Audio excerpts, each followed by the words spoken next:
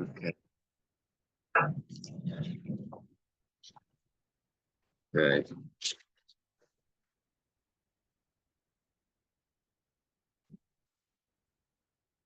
See, we were up to on 19B. Kadshe Kadashim. Although it's 3-4 lines from the top. And 19 Gid Test mid base. I think Moshe asked we were up to. I was trying to figure out where was it. Okay. Where Right on the top of 19B. You see a new piece of command. Okay. You think Hashem that we're able to learn Torah every day. And in the schus of our learning, we should have Beis Hamikdash immediately. Learning for Shlema, those that need. Father Tali Ben Bela. Okay. I didn't learn Makkos in 8th grade, but I'm sure some people did. 8th grade is a classic year. They learn Masechta Makkos. It's only 23 blot, and it's something they could finish. Anyway, these are Gemaras that people remember. So Kach Kadashim Chulu. Actually, the Chulu here, the etc., is the main point. It's not. If you have English, it's not in the bold. That's what we're going to be discussing. It's what they add on afterwards. What it says over there is that if someone eats Ma'aser Sheni outside the wall of Jerusalem, he gets Malchus. Now, the chapter's name is Elohein Aleikin. These are the ones that get Malchus. Now, the first Mishnah of Elohein Aleikin mentioned, it's going back to Daf Yud Gimel. Daf Yud Gimel. It says, one of the things that it says over here is that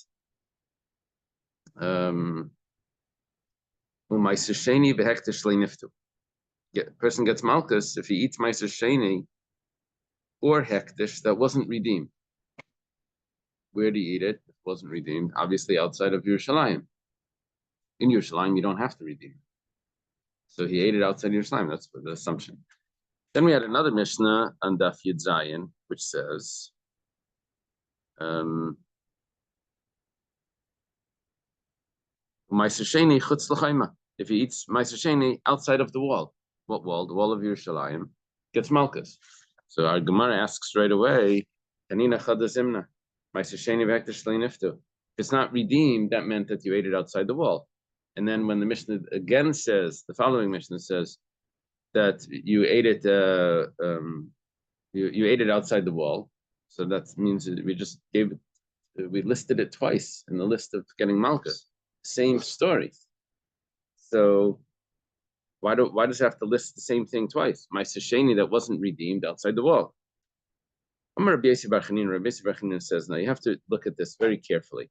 Seifa, when we said Ma'aser Sheni outside the wall, that's talking about Ma'aser Sheni tar, v'gafra tar, the kachal chutz. We're talking about that the Ma'aser Sheni, I should translate, Ma'aser Sheni is the second tithe. The first tithe, Ma'aser Rishon, was given to the Levi. Second tithe, you have to tithe again. That's not given, that's kept, but taken to Yerushalayim and eaten in Yerushalayim within the walls of Yerushalayim. We're talking about over here where the Ma'aser Sheni is tar. Okay, the minion. The shiva is over, right? This morning the shiva is over. So Ma'aser Sheni is tar, and the person is tar, and there's no problem with him eating it. The only thing is that he's not in the right location. Okay, so he's going to get Malchus. Reisha, but the first Mishnah of the parak, when we said Ma'aser Sheni v'hektish shalei niftu, that wasn't redeemed, the Ma'aser Sheni tamei, we're talking about that it was tamei. The gavra tamei, the person's tamei, maybe, or the person's. And he's eating it in Yerushalayim. So it's not chutz l'chayma. It's not outside the wall. It's in the right place. I mean, okay. And so what we're saying here is that, you see, what happened was we had an assumption when we read Ma'aser Sheni that wasn't redeemed. We thought it was the classical case of Ma'aser Sheni that gets redeemed, which is the classical case is that a person has a lot of produce. He can't schlep it all to Yerushalayim. So he redeems it with a coin, takes the money to Yerushalayim. Now it was easier to carry the money to Yerushalayim, and he buys the food. and he didn't redeem it, he ate it outside. That's what we thought. The Gemara says, no, that's not what's happening. He schlepped his food to Yerushalayim. In Yerushalayim, it gets tamei. And there's a rule that you're allowed to redeem tamei food in Yerushalayim because you're not allowed to eat the Ma'aser Sheni tamei. He should have redeemed it. He didn't redeem it in Yerushalayim, and he ate it instead, so he gets Makkos for that. So it's not the same case. It's a different story. We read it, we assumed its meaning, and that's why we said, why are you saying the same thing twice? It turns out that wasn't its meaning. So the Gemara says, how do you know that you're not allowed to eat Ma'aser Sheni? That's tummy. The Tanya was started in a brisa. I know I need to eat it in Yerushalayim, but the brisa says, I didn't consume it when it was tummy. Whether I am tummy and the food is tar, doesn't matter who's tummy here. It says you did not eat it you didn't consume it in impurity. Who's impure? The person or the food? So it doesn't matter. Either one would be a violation. And where is the prohibition that says that you're not allowed to eat it? In other words, we said that you just get that you get malchus, you get lashes. Only way to get lashes if there's a thou shall not in the Torah. Where is the thou shall not? What is what the person says when he's bringing when he's doing beer meisters. He says I didn't do this, I didn't do that. So, but it's not the prohibition of Hashem telling the people thou shall not. So it says I don't know. Now this Gemara is very interesting because we're quoting here a brisa that's in the Sifri, and the Gemara now interrupts the brisa, and it says, I know where it says that you're not allowed to eat it if the person's tummy, because it says if a person is tummy, if a person touches something, he's tummy until evening. And he should not eat from the holies. So it says that if a person is tummy, he can't eat from it. How do I know if the meiser is tummy? That's my question. The Gemara interrupts the brisa and elaborates and explains that the question was that if the meiser sheni is tummy, how do you know that there's a prohibition? Okay, so we're going to get the answer, but before we go to the answer, I just want to point out that this is an interesting point in the Gemara. If you look in the Rashi, you have access to the Rashi. Over here it says, Rabbeinu gufeitar v'yatz nishmasi betara le'pirish yoser. It says our master, his body is pure and his soul left him in purity. He does not explain anymore. It means this is where Mikan ve'elech lashon talmidei Rabbi Bar Nasan. The Rivan, who's the student and son-in-law of Rashi, takes over this commentary after this point. The Rashi passed away, you remember, in Baba Basra. Yeah, over there it says Kan Meis Rashi, and over here Rashi passed away again. Over here, it means he was in middle of his commentary in different places, and he passed away.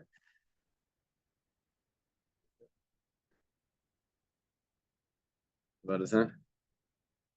Rivan. Do you have a car, Rivan? The electric car, So they named it after the Rivan, like the wine. I couldn't see. Like the wines get all of these rabbi names. Al-Hanan complains about the poor rabbi. Why are you giving him that? It's really bad wine. Okay. So so the question was, how do we know that tumas atzma, if the atzma means if the ma'aser sheni itself is tummy, how do you know if the person eats it that there's a negative prohibition? The pasuk says, you're not allowed to eat it in your gates. Okay, that means you're not allowed to eat it outside your shrine. So far, I didn't get the answer yet. But it says regarding a bechor that's a balmum, which is bechor is a sacrifice, firstborn animal. That's part of the sacrifice. But if it gets a mum, then it says b'sharecha techlanu. If it gets a blemish, then you don't eat it. You don't take it to the base of Mikdash. It has a blemish. What do you do with it? You could eat it. And it says hatami v'atar. It says who eats it. Doesn't matter. pure can eat it together with the impure. Same table, they can eat this. They can eat the bechar that has a mum. It's not a carbon anymore because it has a mum. It's been like redeemed from being a carbon. Bitanyan was started in a brisa. Bitana debei Rabbi Shmuel started in the brisa in the yeshiva of Rabbi Shmuel. Afilu tamei b'tar reichel mekarachas vein cheshin. Even if you have one pure person is eating it and one impure person is eating it, they can sit at the same table and eat it. Okay, so what happens in that case is the tummy person starts eating the food. The food becomes tummy because he touches it. Now the tahar starts eating it. So what just happened here is I have both the tummy eating food that's tahar, and afterwards I have the tar person eating food that's tummy. Because the two people, it says a tummy and a tar can eat it together at the table. So imagine you have a plate, and the tummy person starts to eat. So he's eating food that was tahar, but he's making it tummy as he's eating it. And the other person, the tar person, is now beginning to eat, and he's eating the food that just became tummy. Why don't we just say the tummy person's eating it on his plate? Because that would be a tummy person eating tummy food. But I'm looking for a tahar person getting lashes because he ate tummy food. I don't have that in the verse, but I do have in the verse that it says that a tummy and a tar could eat it together. But from that, I understand that a tar person is eating tummy food because the tummy person is touching it. But if they can eat it together, then why don't I say, no, the food was on the table, it was split into plates, served, the tummy guy ate his plate, and the tar guy ate his plate, therefore a tar and the tummy eating together without the tar becoming tummy. Why do you assume tar automatically became tummy from that? Because you're assuming that there's separate plates. Why can't I assume that? You're assuming they're the same plate. Because it says yachtav. They're eating it together. They eat together, same table. I don't eat 4 fuel plate. You eat Single pattern. It says yachtav together. Yachtav is a Camp Kikiwaka, sitting together yachtav. Says in English single planet. I'm not reading your code.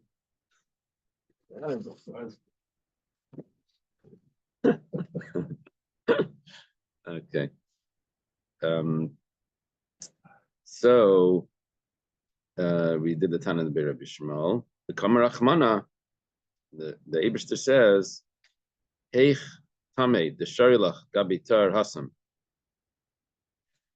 This Tamei, what's the base here? The Sharilach that you permitted, Gabitar Hasam by the Bukhar, Hacha Leisechel. But over here, regarding Meiser Sheni, you can't eat. So notice what we did was, you have to look at this carefully. The pasuk by the Bukhar says, Bisharecha, in your gate, uses the word Bisharecha, in your gates, the Tamei and the Tahar eat it together. Then I have another pasuk by Meiser Sheni. It says, you shall not eat it in your gates. So what we're saying is like this. What is permitted in your gates by the Bukhar that's a Balmum, which means a tummy and a tar can eat it together. Leisuchal, you're not able to eat that by the Meiser Sheni. And where do I get that? We're talking about that because of the verbal analogy of Bisharech, in your gates. What's in your gates permissible there is in your gates prohibited here. And which means that a tar person can't eat tummy food. That's where we get the prohibition from, and therefore there's lashes. Yeah. Food becomes tummy. Can never become pure. Food can't become pure after. And if the person eats it, he gets lashes. That's what we're saying. In other words, we had 2 cases in the Mishnah of Meiser Sheni. One that didn't go into Yerushalayim, it didn't go into the walls. The other one was not redeemed. And we're explaining that the food that was not redeemed was because it was tamei, and he's going to get lashes. And now we learned that you get lashes if you eat food that's the Meiser Sheni that's tamei. But the Gemara adds one more point. But how do you know that you could have redeemed it? Because it says it wasn't redeemed. How do you know that you could have redeemed it and you didn't redeem it? Rabbi Lazar says, how do you know that you're allowed to redeem it in Yerushalayim? Normally, once it enters into Yerushalayim, you can't redeem it. What was the reason for redemption? so that you should be able to carry it to Yerushalayim. Because you had a lot of produce, it was hard to carry, to transport. So you redeem it and then you repurchase it. Talmud Leimar. So how do we know that you're allowed to redeem it in Yerushalayim? This is a big chiddush. It says kilisuchal seise because you can't schlep it. Seise means to schlep, to carry. Ve'ein seise la'achila. But now we're saying that it means seis doesn't mean to schlep; it means to eat because you weren't able to eat it. So now we're saying that if you're not able to eat it, then you could redeem it. Shenemar, it's a source for that. This is when the brothers are at Yosef's table and he gives them portions. Binyamin gives a larger portion, right? He gives 5 gifts. Anyway, over there, it's assuming that when he gave them something, portions from his table, it's referring to food. Okay. Okay, so far we have this is the full answer of Rabbi Yossi Bar Chanina, that this first Mishnah that spoke about Ma'aser Sheni that wasn't redeemed, that you get Malkus, is talking about that it was Tamei and it was in Yerushalayim, and you were able to redeem it and you didn't redeem it, and therefore, and you ate it, so you get Malkus. Because there's a prohibition, it says that you're not able to eat it in your gates. And your gates is referring to the way a Bachar is eaten, Tamei and Tar. Okay. Amar Rav Bibi Amar Rabasi. Rav Bibi says in the name of Rabasi, Minayin l'maiser sheni tar shapaydin afilu b'ksiachas v'slachayim. How do you know that maiser sheni, that's tar, it's one step outside the gate? It's right by the gate of Yerushalayim. And you're allowed to redeem it there. Shenema, it says in the pasuk, you're not able to schlep it. Gemara says, 1 second, that's the pasuk that Rabbi Lazar used to tell me that if you're not able to eat it, that you're allowed to redeem it in Yerushalayim if it became tamei. It says, "Haimi like the Rabbi Lazar." But I used that pasuk already, right? You can't have the cake and eat it too. So, okay. But if you're going to have both of them, we're going to accept both of those opinions. Then the pasuk should have said, if it was just teaching me, Rabbi Lazar would have said, you're not able to eat it. My say, what does it mean to carry it? What does it means? If the Gemara doesn't conclude, but it means that even if it's one step out of the gate. Maybe that's all it's teaching me, is that if it's one step out of the gate, and it's not teaching me about eating it in Yerushalayim, and about redeeming it in Yerushalayim, it's tamei. And you're not able to take it. By seisai, the word seisai has a double meaning. It's teaching me 2 things. Yasser Rab Chanina v'Rabbi Shia v'Kami Bayelu apischad Yerushalayim mahu. Rab Chanina and Rabbi Shia are sitting and they have a question. What's going to be on the gate of Yerushalayim? You're at the gate of Yerushalayim. This is one reading of the text. You have to hear the other reading. The other reading goes like this. The Rivan has the reading like this. He says,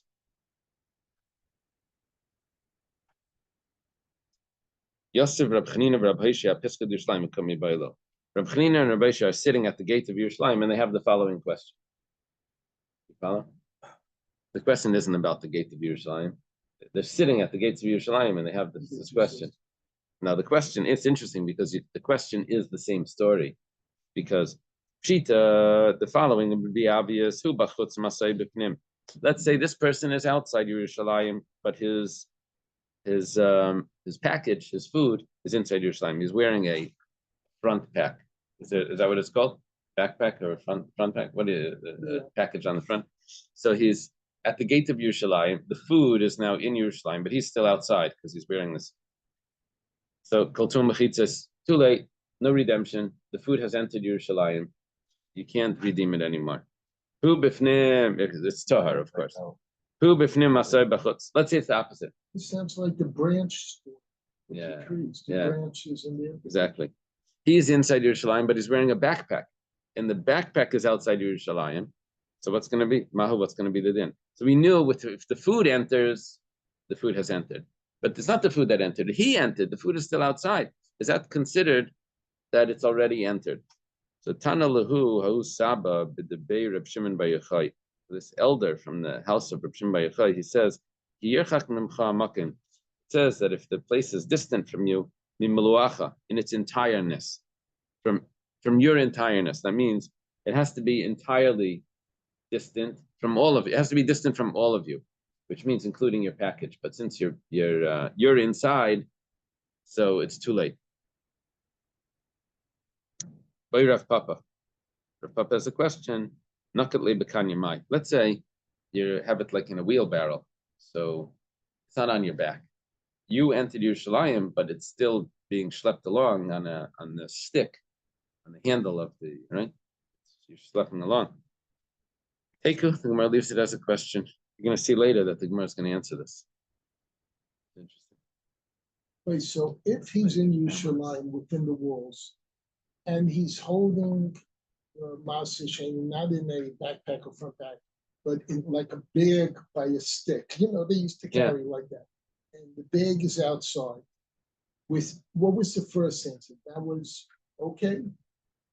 Or that's not? No, the first, over here we only said, we had a question about that. If he's inside and the bag is outside, we have a question. But Rabbi Shimon says that it's not good.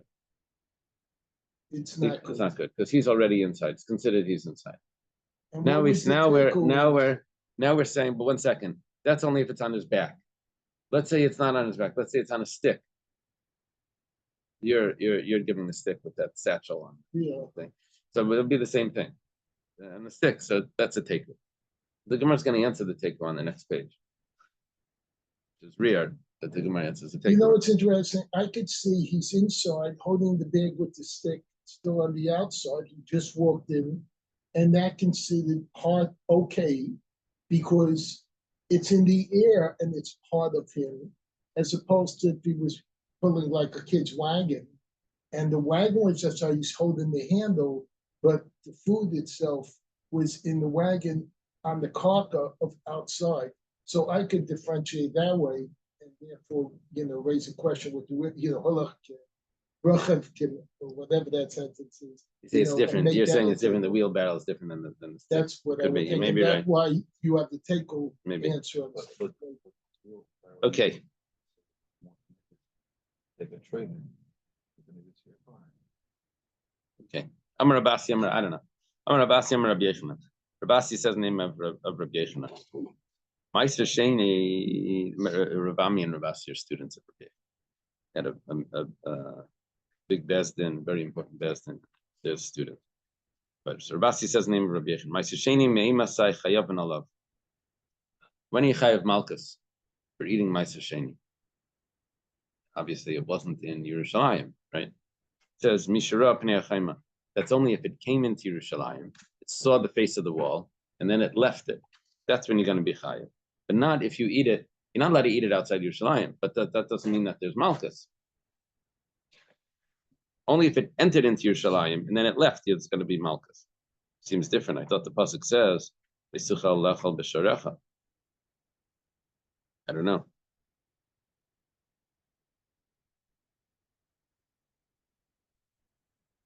Isn't there a pasuk that says you can't eat it in your gates?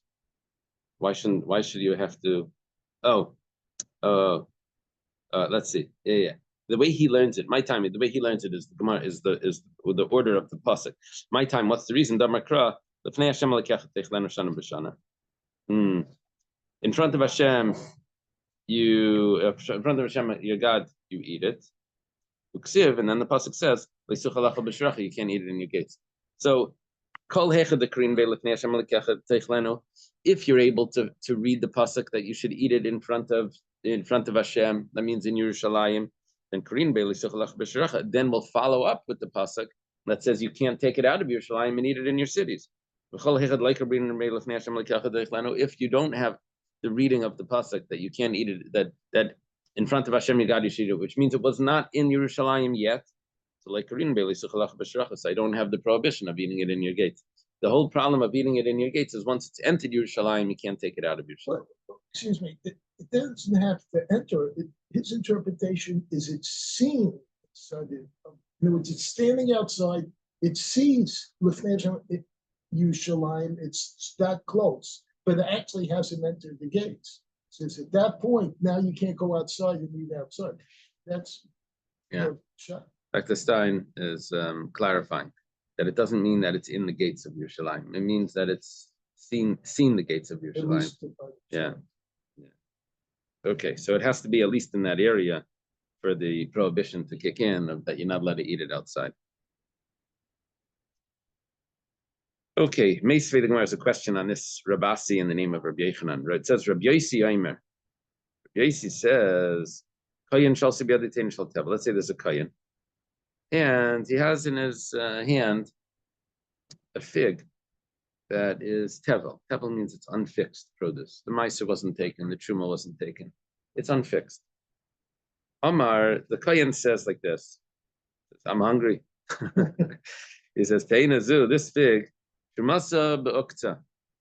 The Truma is in its stem, like right by the end of it. Yeah, you know what a fig looks like? It has a stem. The Truma is up there in that stem. My Sarishan, the first tithe is Bitzvaina. It's in the north side of this fig. I guess he's facing in the east, or he's facing one direction. He says this is towards the north, on this side. Yeah. My Sheni, the second tithe is in the south. So he's designating locations for where the Truma is in this, and he's going to eat whatever he's able to. Bishnas Meiser Sheni, and it's the year of Meiser Sheni. But Yerushalayim, and he's in Yerushalayim. Oh, Meiserani, maybe it's Meiserani. But who Bigvulan? Maybe it's the third year or the sixth year, and he is outside of Yerushalayim. He doesn't need to be in Yerushalayim. It's only Meiser Sheni that needs to be in Yerushalayim. Achla, and then he eats it. So what did he do wrong? Truma, he ate Truma. So what? He's a Kayin. He ate Meiser. All right. He's not a Levi, but okay, he's a Kayin. Okay. Kayinim sometimes ate the Meiser. Meiser Sheni is in Yerushalayim. Perfect. Or it's Meiserani, he's out. What did he do wrong? Everything's good. Umar says, like Achas, he gets Makkos once. So there's one detail that's missing here. It's still. No, but he's allowed to, because he designated it. He says the Truma is here, the Meiser is here. That's not a problem. It's more than designating grain and separating. Here's an entity in itself. We used that term before. I forget what it was in the Gemara, like a single entity. And I forget what it was. It wasn't that long ago. And that was made it different than things that weren't like that. So that's to me what sounds. No. Turns out that there's one detail that he left out. When you separate Meiser, that Meiser needs to be, separate Meiser, you have to give it to the Levi. The Levi needs to take Meiser Mina Meiser. It's called Trumas Meiser. He has to take the Truma out of it. He didn't do that. So what he has here is, if he would have done it, he would have been allowed to eat it, because Trumas Meiser is eaten by a Kayin. But here, there's one detail here that's tevel, that's unfixed. That's the Truma that's still in the Meiser, that he just ate it without fixing that. So he gets Malkus once. The Zar Shachla, but let's say it would have been a Zar that ate it. So like Hishtayim, he would get Malkus twice. Why? Because once because of the Tevel and once because of the Truma. Okay, now. Wait, do you really give it to him twice? I thought you only like when there's more than one a day, or you only get the higher one. In this case, it's just. Yeah, you can get Malkus twice. You get warned for different prohibitions. Here he did two different But then you prohibitions. give him more than 39. No, we had yesterday. Yeah, you got if he eats 5, 6. We had if he eats at the end, he gets 6 times Malkus. Oh, that's Yeah, it's gonna hurt in the morning. So in the case, Take 2 Tylenols in the case that this one would have tied that extra part that was missing, it would have been okay. Right. Yeah. Okay, it's fine. Because in the fig, he designated where it belonged. The fig. So, Shilach B'tchila Ina like Alachas. If he would have eaten it without without doing any of this designation, he was, trying to fix things. So by fixing it, maybe it made it worse because he didn't do it fully. This is the guy that doesn't know plumbing. Don't start. Sometimes it's hard to put back together. So just leave it. You only had a small problem. Now so what happens here? What would have happened if he wouldn't have done anything? If he wouldn't have done anything, then it all would have been tevel, and he ate tevel. One prohibition: tevel, unfixed grain. Here, He turned it into truma. Plus, he left some of it to tevel. Now he gets 2 prohibitions. Right? So, okay. Now, the Gemara elaborates a drop on this, and it says, "Time of the Yisrael. Why was this permissible? Why does he only get 1 lashes or 2 lashes? That's because he's in Yerushalayim, and there was no problem of Ma'aser Sheni. Big Vulin, but let's say he would have been outside Yerushalayim. The Gemara's medayik. The Gemara deduces from this that like a shalish, he'd probably get 3 times lashes because he's not in your. Why did we say he's in Yerushalayim to take it down to 2? But if it was not in Yerushalayim, he would get another set of lashes. Even though he didn't see the face of the wall. You see, what's Rabasi and Rabbi Yochanan saying? That you only get malchus once it sees the face of the wall? Here we have a case where we're medayik, we deduce that you would get malchus even if it doesn't see the face of the wall because it's not in Yerushalayim. We were talking about a case where it is in Yerushalayim, but let's say it's not in Yerushalayim, you'd get a 3rd time malchus. But the only, according to Rabbi Yochanan, you get malchus once it comes in and goes out. My answer as well, the Eiliv Afki. Maybe that's the case, that it went into Yerushalayim and then it left. The Gemara says, so then why did you tell me a chiddush? What is your chiddush over here? This is the Gemara. It's very tough on this author of the Brisa. What's your chiddush? You want to tell me that you get malchus if you eat tevel? I know you get malchus if you eat tevel. You want to tell me that a zar that eats truma gets malchus? Okay, I know that. You want to tell me that you get malchus if you eat Ma'aser Sheni once it came into Yerushalayim and it left Yerushalayim? I know that also. What are you telling me? Everything that you said, we already know. If you would be telling me that even though it never made it to Yerushalayim, you still get malchus outside Yerushalayim, that it doesn't have to be that you went into Yerushalayim and then left Yerushalayim to get malchus, but you even get malchus outside, that's a chiddush. Rabbi Yochanan doesn't say that. So that could be the chiddush of the Brisa. But if you tell me that it went in and went out, there's no chiddush yet. The Gemara answers, there is a chiddush yet. Yes, it went into Yerushalayim and it went out of Yerushalayim. However, there's a factor here that's a big chiddush. And that is that when it came into Yerushalayim, it was not separated Ma'aser Sheni. It was all in its unborn, untithed state. So it's in its in that state. So then, because Savar, we're going to hold that even though it hasn't been separated, it's as if it's been separated. As we look at the potential here, and we're looking at Ma'aser Sheni in its potential coming into Yerushalayim and then leaving Yerushalayim. Really, that's not what happened. Really, what happened is that there was just untithed grain that came into Yerushalayim and left Yerushalayim. But we're viewing in that untithed grain, what's the untithed? What are those things that are there in potential? Ma'aser Sheni and Truma and Ma'aser, all of that is in there. And now we're seeing Ma'aser Sheni enter Yerushalayim. With our special future halachic glasses, we're able to see that in that tevel was Ma'aser Sheni, right? And now Ma'aser Sheni has entered Yerushalayim and left Yerushalayim, which is a big chiddush.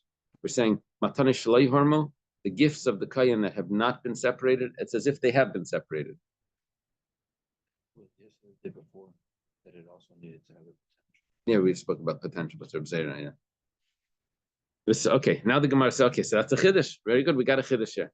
And we don't have a question on Rabbi Yochanan because we're talking about where it entered Yerushalayim and it left Yerushalayim. The only chiddush is that it wasn't tied. The Gemara says, that's what Rabbi Yossi holds, that the gifts of the Kayan that haven't been separated, that are still in their initial state, are as if they have been separated. But it was taught in a Brisa, Reb Shimon ben Yudaimer, Mishum Reb Yossi. It's taught in the name of Reb Yossi the following statement. That's what we're dealing with, Reb Yossi, right? In the name of Reb Yossi, it says, there's no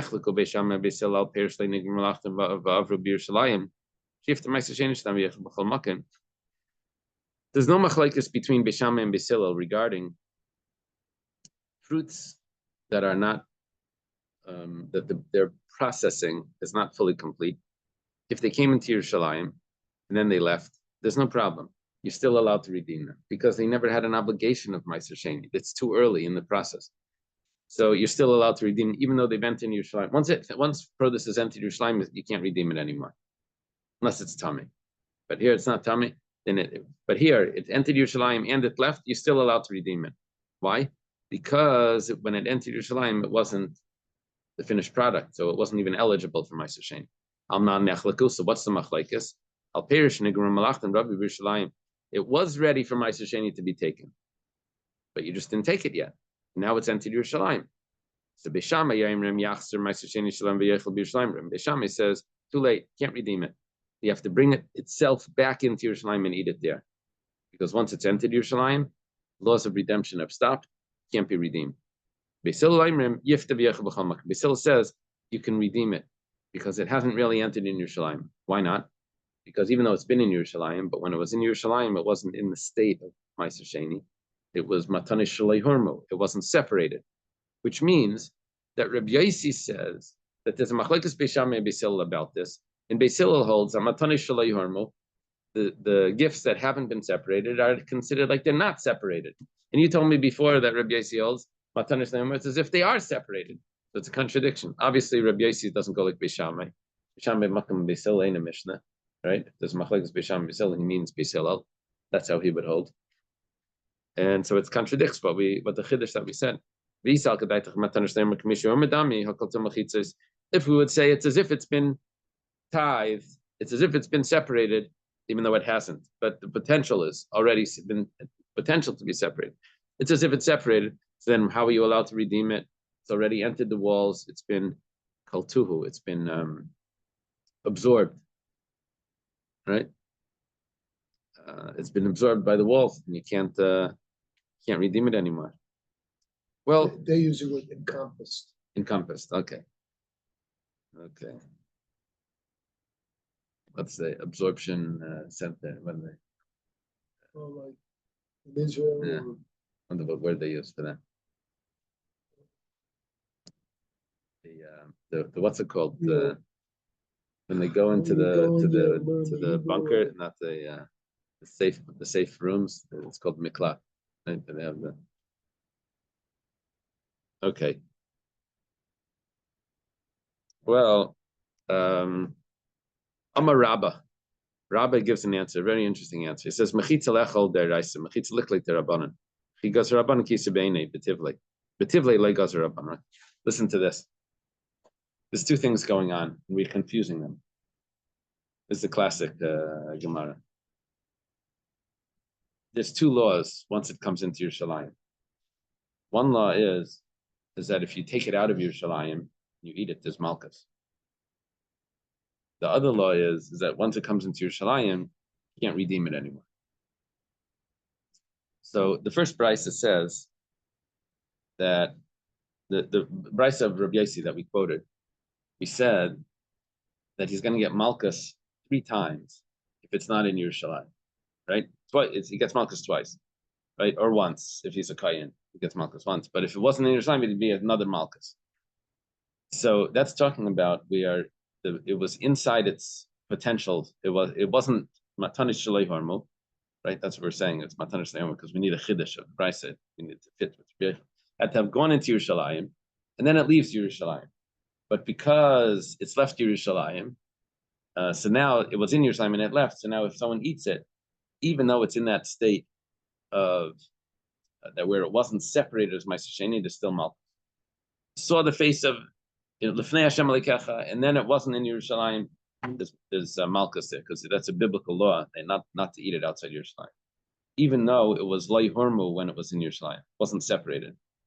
The other law is a rabbinic law that you're not allowed to redeem it once it's left Yerushalayim. So for that we say the other Rabbi Yossi, he says that if it entered into Yerushalayim and it wasn't separated as Meiser Sheni, it was just in its tevel state, and then it's taken out, Beis Hillel says that you're allowed to redeem it. Yeah, because that's a rabbinic law that you're not allowed to redeem it. So when it comes to the rabbinic law, we consider it not that it hasn't entered Yerushalayim because it wasn't really Meiser Sheni then. When it comes to the biblical law, we consider it that it was in Yerushalayim. Easy answer. Wasn't ready is not part of this case. We're talking about where it was ready, but it wasn't. Okay. This is the original Elvis is in the building statement. When Elvis Presley would enter a building and there was thousands of people waiting for him to give a concert, so he would always come in the back way. So they'd hear an announcement, Elvis is in the building, but he didn't give the concert yet. It's like the mice is dude, but Okay. I hear you. I hear the reference. Okay. I had this. Right. When I was in yeshiva, I was in the Beis Medrash. There was a boy in elementary school that I was tutoring, and he was so into baseball. Every Gemara that I learned with him, he had an example from baseball. This is just like the shortstop and the thing. Somehow he would able. I just listened to him like, okay, I guess so, But he saw baseball in everything. The Rebbe gave a famous little thing. Oh, yeah, I think, he spoke to him. Okay. Ravina says, how do we get into this? That it was in Yerushalayim and it left Yerushalayim, and we had to say that there was a chiddush here because it wasn't really separated as Ma'aser Sheni. We were looking for a chiddush. You're looking for a chiddush, I can give you another chiddush. The chiddush is where he entered Yerushalayim, but the produce didn't enter Yerushalayim because he was holding it on his stick, on the satchel, his back, which is the question of Rav Papa. And guess what? Let's give a teretz to Rav Papa that it's awesome, that it's considered that it was in Yerushalayim. We had a teiko before. Yeah. So now we say, and we'll answer Rav Papa's question. Tifsha by the Rav Papa. Okay. It's a trivia question. Where in Shas is there a teiko? An answer to a teiko. Okay. The Mishnah says if someone makes a scratch on his head because someone passed away, and not a scratch here, he makes a bald spot. Makes a bald spot on his head. Bald spot on his head because someone passed away. B'makif bas reisha, or someone that makes even the payas of his head, which means that he's going to cut his hair from behind his ear all the way to his forehead. Which means it's going to cut this up. There's no hair behind the ear, and there's no hair on your forehead. He just cuts off the hair like they do. There's a haircut. Make this all the sides clean, and they leave the top. Mohawk. No, the mohawk is the middle. You said they leave the sides clean if you're on top. There is a mohawk like that, but I'm not talking about the mohawk. I'm talking about where it's just like here, going up here, just like a mushroom or something, like a mushroom. The side is clean. Oh, a lot of kids. Yeah. So anyway, that's a problem. Isn't this today's feedback? Could be. This morning. Someone destroys the corner of his beard. We'll see what the corners of the beard are, but there's 5 corners. Someone that makes a scratch or a cut because someone passed away is chayiv. Let's say he makes 1 cut, but 5 people had passed away, so he makes 1 cut for all 5. When he makes 5 cuts for 1 person that passed away, it's going to be chayiv, a separate malchus for each one. And we're going to see how he was warned. That's going to be interesting. There's 2 prohibitions for cutting the payas on the head. Achas mikan v'achas mikan. He's warned, don't cut your payas. And he cuts them both. So he gets the 2 prohibitions for that. Alazakan, for the beard, shtayim mikan v'shtayim mikan. There's 2 on each side. V'achas mamata and 1 on the bottom. That makes 5. Right? So Rabbi Eliezer says no. If you cut it all in one go, then you only chayiv once. Okay, now the Tanakama says you only chayiv if you use a razor. Rabbi Eliezer says no. Even if you use a tweezer or some other tool that I think is a plane. A plane that you use. Planes, that it shaves, like you use that when like the door doesn't close. Yeah, they shave it to shave what? Tana Rabbana was taught in Braysley, you shouldn't make a bald spot. Maybe.